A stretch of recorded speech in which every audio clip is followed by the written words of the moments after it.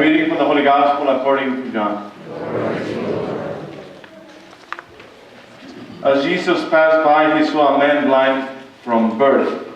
His disciples asked him, "Rabbi, who sinned, this man or his parents, that he was born blind?" Jesus answered, "Neither he nor his parents sinned. It is so that the works of God might be made visible through him. We have to do the works of the one who sent me while it is day. Night is coming when no one can work. While I am in the world, I am the light of the world." When he had said this, he spat on the ground and made clay with the saliva, and smeared the clay on his eyes, and said to him, "Go wash in the pool of Siloam," which means sent. So he went and washed and came back able to see. His neighbors and those who had seen him earlier as a beggar said, "Isn't this the one who used to sit and beg?" Some said, "It is." But others said, "No, he just looks like him." He said, "I am." So they said to him, "How were your eyes opened?"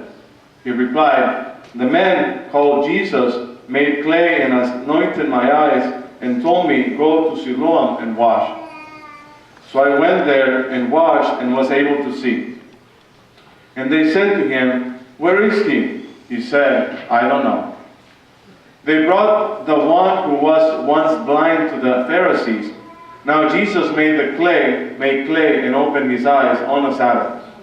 So then the Pharisees also asked him how he was able to see.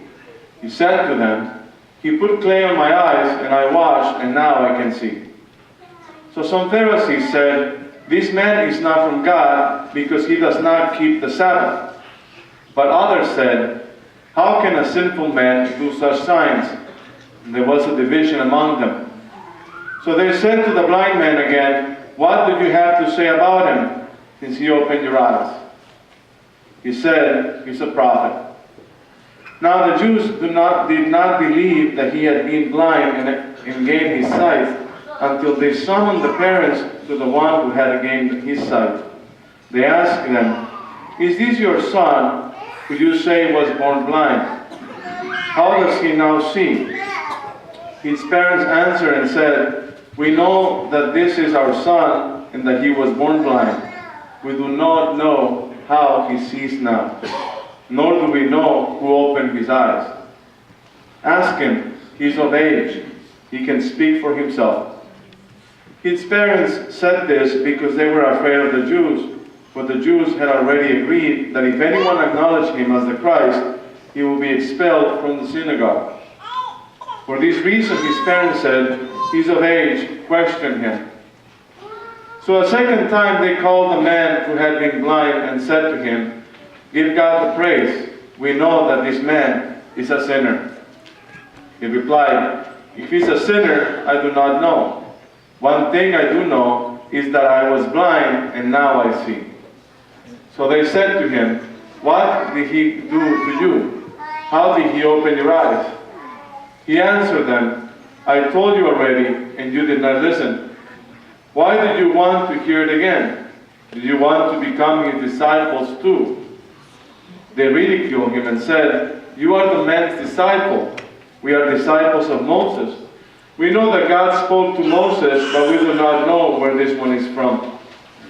The man answered and said to them, "This is what is so amazing, that you do not know where he's from, yet he opened my eyes. We know that God does not listen to sinners, but if one is devout and does his will, he listens to him.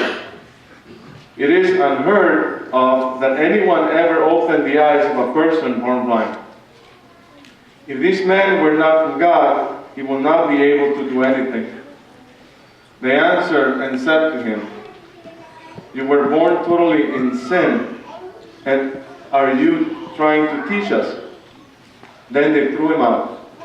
When Jesus heard that they had thrown him out, he found him and said, "Do you believe in the Son of Man?" He answered and said, "Who is he, sir, that I may believe in him?" Jesus said to him, "You have seen him, and the one speaking with you is he." He said, "I do believe, Lord," and he worshiped him. Then Jesus said, "I came into this world for judgment, so that those who do not see might see, and those who do see might become blind."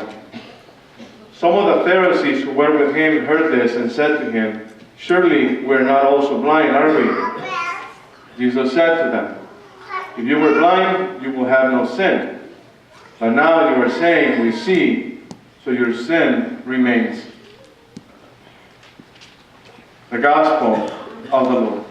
Praise to you, Lord Jesus Christ.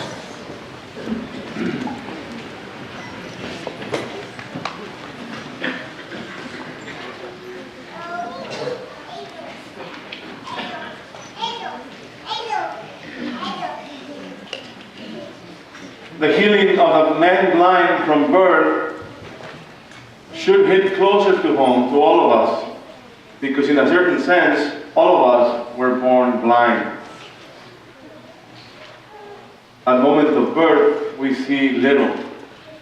It is with time that children begin to gain sight. We're so used to seeing things and perceiving the light that we don't realize that of spending the first few months of our existence in the womb of our mothers, we were not able to see. So there is a correlation between life, faith, light, darkness, sin. All this in the gospel today that we should feel related to in one way or another. If not physically in the blindness and the healing of the men born blind, but also in our encounter with Jesus and our deepening in our faith, how we get to know Him. The man born blind goes through a process in his healing. The Gospel tells us only in 2 verses of the miracle itself, not giving the Gospel much importance to the miracle, but to what happened after the miracle. What cemented the faith of this man? At the beginning, a miracle he experienced, and he doesn't know how it happens, and he repeatedly said that. He was put in judgment as they were trying to find a way as to how to crucify the Lord. So we see in this man a transformation, development of his faith, from receiving a miracle to the moment in which he himself becomes sent and himself to give testimony to Jesus. Jesus speaks of the need to do this work so that God can work in them, and He is the light of the world. Jesus is the light. In a world of darkness, and as the Gospel of John said it multiple times, we see the contrast between light and darkness, between sin. So this man who was, in a way, in darkness, in his blindness, he experienced the miracle of the Lord. And they asked him, "How is it that you can see now?" And he gave a very simple answer as to the identity of the healer, of the miracle maker. The man called Jesus. That's the first encounter with Christ. The man. Well, as we're going to see in the Gospel, there are 2 things that the evangelist wants to make a point. He sees first the man, Jesus, then he calls him a prophet, and then he's going to call him Lord. Those are the stages in which we come to know the Lord. It is not automatic. We wish that our spiritual life would be instantaneous, that we encounter Jesus, we receive a miracle, and we are completely transformed. But it's getting to know the Lord at a deeper level, that we get to know Him, and that we get to see His divinity, and His divinity displayed to us. The man called Jesus made clay and anointed my eyes.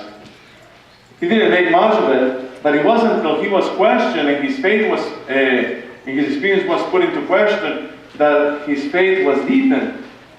He goes then and calls Jesus a prophet. That means someone he can learn something from. And then he's questioned deeper and goes into a trial, and they ask about his parents, and they ask his parents whether the miracle was true. Not so concerned about the miracle were the Pharisees, as much as trying to find reasons to execute the Lord.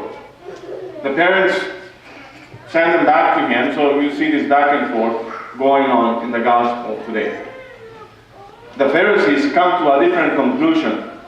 They began to wonder whether Jesus was a sinner, and then whether Jesus ascertained that he was a sinner because he acted on the Sabbath, and then this man is a sinner.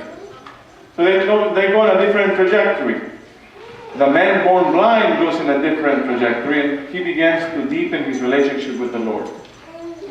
Then so much that he comes to think that they want to become disciples of Jesus. And then they ridicule him.